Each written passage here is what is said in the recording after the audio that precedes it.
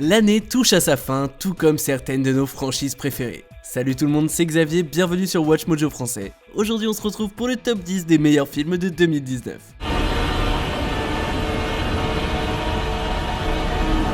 Pour cette liste, on va jeter un œil aux meilleures sorties cinéma de 2019. Numéro 10, Star Wars épisode 9, l'ascension de Skywalker. What are you doing there, 3PO? Taking one last look, sir. At my friends. Au moment du générique de fin du Retour du Jedi, le public s'est dit qu'il avait tout vu de cette galaxie fort lointaine. Les spectateurs étaient loin d'imaginer que la trilogie originelle de Star Wars serait au milieu d'un sandwich dont les tranches de pain sont la trilogie préquelle et celle de suite. It's an instinct.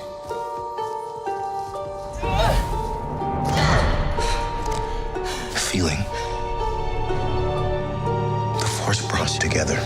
La franchise de la guerre des étoiles a connu des hauts et des bas depuis que la menace fantôme a repris l'histoire de la dynastie Skywalker, c'est rien de le dire. Mais est-ce que ça s'est fini en apothéose d'émotions, de frissons et par une conclusion satisfaisante grâce à l'ascension de Skywalker? La réponse est...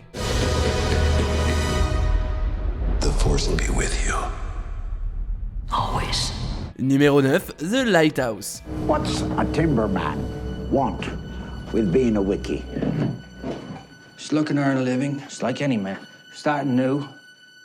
On the run. De tous les cadres dans lesquels 2019 nous a transportés, aucun n'est aussi déconcertant ou menaçant que le phare de The Lighthouse. Keeping secrets, are you? No, sir. Robert Pattinson et Willem Dafoe forment l'un des duos les plus captivants de l'année dans leur rôle de gardien de phare, confinés sur une île reculée. Leur performance est si grande que le ratio 1.19 pour 1 a du mal à les contenir.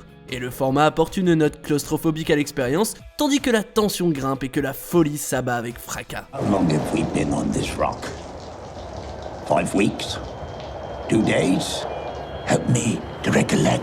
Et au niveau de la réalisation, c'est tourné en noir et blanc. Le phare sert donc littéralement de lumière à suivre. Reste à savoir si la lumière du bâtiment guide les personnages vers le salut ou vers une chute brutale. Quoi qu'il en soit, l'image finale sera à coup sûr analysée pendant des années. Numéro 8, Us. But it does appear we are in the midst of a brutal and terrifying attack by people who are being described as wearing red, carrying scissors or shears and doing what can only be described as wreaking havoc on folks. And they look like us. Après avoir vu Get Out, les spectateurs se sont mis à réfléchir à 2 fois avant d'accepter une bouffe avec des gens. Même avec des personnes qui ont l'air ultra sympathiques, il y a peut-être quelque chose de louche et de glauque qui se cache derrière des portes closes.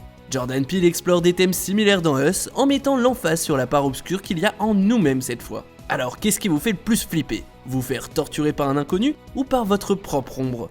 You're scaring the kids. Too late. Pour les Wilson, inconnus et ombre ne font plus qu'un puisqu'une famille de doppelgangers plus qu'hostiles leur rend visite. We want to take our time. We've been waiting for this day for so long. S'ensuit alors une histoire horrifique et palpitante, comme si un home invasion et l'invasion des profanateurs de sépultures avaient eu un gosse. L'intrigue est bien déroulée, l'humour noir fait mouche et la double performance de Lupita Nyong'o est fascinante. Us me donne encore des frissons. Numéro 7, à couteau tiré. The family is truly desperate. When people get desperate, the nerves come out. Juste après les derniers Jedi, le réalisateur Rian Johnson s'est lancé dans un projet on ne peut plus différent, à couteau tiré. En vrai, l'accueil divisé des fans a eu un gros impact sur Johnson et son film, puisque l'un des suspects est un troll d'internet insupportable. Bon, à part un petit bout de sa vie, Johnson s'est clairement inspiré de Cluedo, Gosford Park ou encore l'œuvre d'Agatha Christie. Et malgré ses inspirations évidentes, à couteau tiré est en fait quelque chose d'unique. That's some heavy-duty conjecture. Funny, Ransom, you skipped the funeral, but you're early for the will reading. Cette enquête impose un peu plus Johnson comme l'un des plus courageux et novateurs à Hollywood aujourd'hui. Bon, faut dire que ça aide un tel casting, surtout avec la performance géniale de Daniel Craig dans le premier rôle. I suspect foul play. I have eliminated no suspects. Numéro 6, Jojo Rabbit. I don't think I can do this. Russ? Of course you can. Oui, ok, c'est un peu triché parce qu'il ne sort en France qu'en janvier, mais ça fait un moment qu'il est sorti aux US et j'ai eu l'occasion de le voir, je peux pas m'empêcher d'en parler.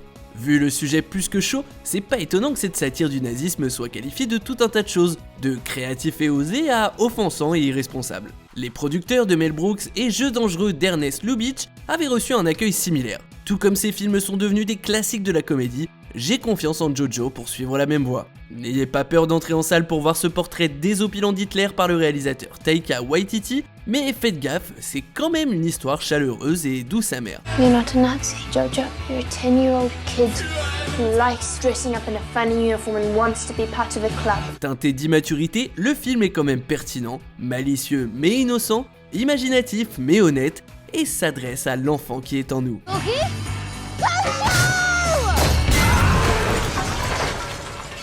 Oh God. Numéro 5, The Irishman.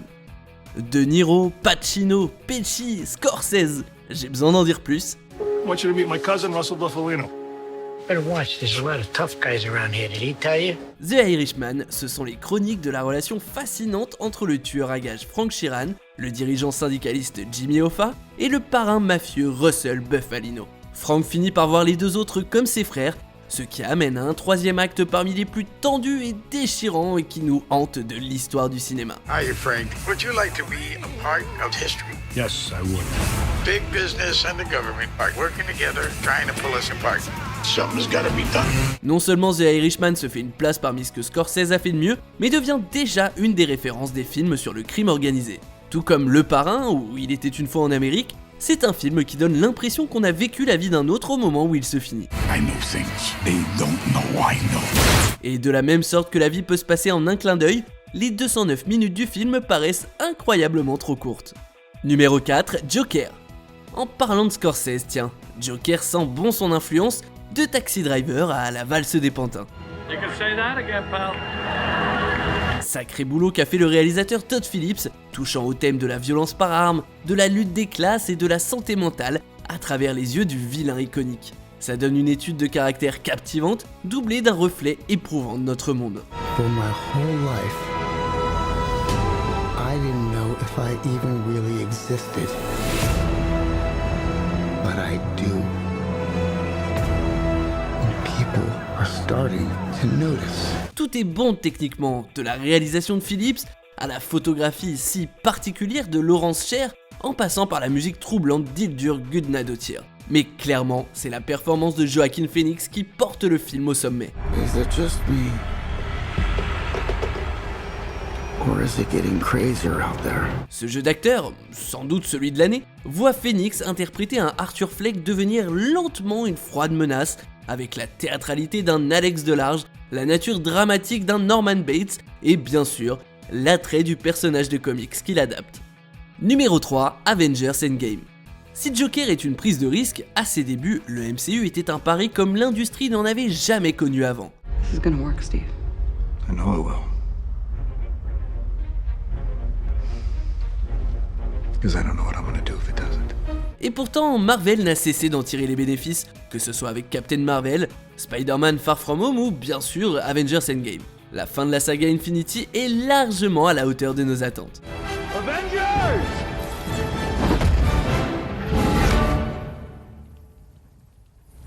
Assemble. Le film célèbre fièrement une décennie cinématographique, revoyant des chapitres passés, bouclant des boucles et ramenant virtuellement chaque héros majeur. Mais en plus, Endgame se tourne vers l'avenir le torse bombé, grâce à des idées marrantes, des twists inattendus et des sacrifices héroïques. We're gonna be okay.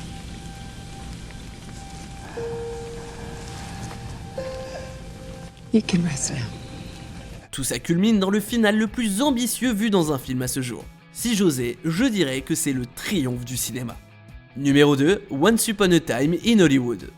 C'est marrant comme lors de la décennie qui vient de s'écouler, la société a eu un goût prononcé pour la nostalgie. C'est vrai que chez Tarantino, c'est pas nouveau. Il a toujours été obsédé par le passé.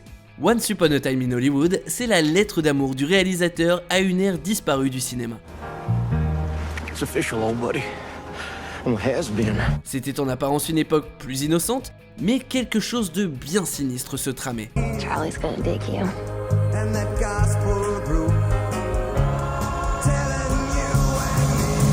Un drame qui a changé Hollywood et la société américaine à jamais.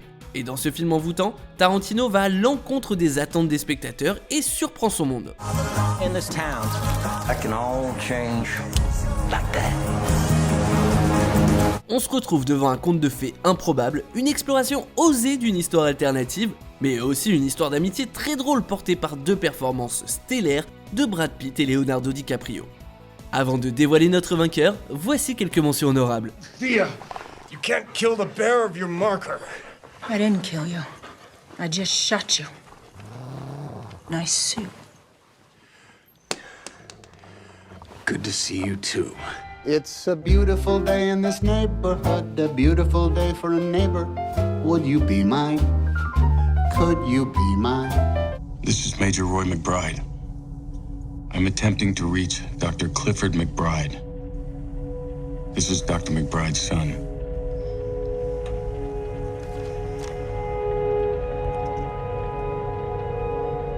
Dad, I'd like to see you again. You can't be friends with him anymore. G-Ma! Charlie Bird! Mom! Mom? Mom! What? And so, without any further blethering, let's raise our glasses and let our 9-day feast commence. Skål! Skål! I'm done. It means nothing. It meant nothing. Please. Give me another shot. C'est bientôt le moment de savoir qui est en haut du classement. N'oubliez pas que nous publions de nouvelles vidéos chaque jour, alors abonnez-vous et activez la petite cloche et les notifications sur téléphone pour ne rien rater. Numéro 1, Parasite. 우리 다송이는 완전 예술가 재질인데. 침팬지를 그린 거죠? 자화상이에요. 역시. De temps à autre, un film débarque et donne envie de s'y plonger à l'aveugle. C'est exactement ça avec Parasite, qui nous balance des twists à tout bout de champ et devient de plus en plus imprévisible à chaque seconde. 아 잠깐. 제시카 외동딸 일리노이 시카고 과선배는 김치모 그는 이사촌. Toujours en gardant ça à l'esprit, je vais essayer d'en dévoiler le moins possible. Disons juste que le film est une boule de neige géante. Ça commence tranquillou et tout petit, mais dès que ça commence à dévaler la pente, ça grossit et grossit de plus en plus vite et ça détruit tout sur son passage. Bong Joon-ho, le créateur de Snowpiercer le transperce-neige, a fait un film avec les frissons d'un cambriolage et le choc d'une comédie noire. 과외 선생님 좀 해줘라, 영어. 대학생인 척하라는 거야? 구라를 좀 치지 뭐. Joon-ho nous offre également un commentaire cinglant sur les classes sociales, et après le film, on se demande qui a droit à notre sympathie dans tout ce chaos. Vous êtes d'accord avec notre sélection ? Dites-le moi en commentaire, et si vous kiffez la chanson que vous entendez, allez voir le clip ici.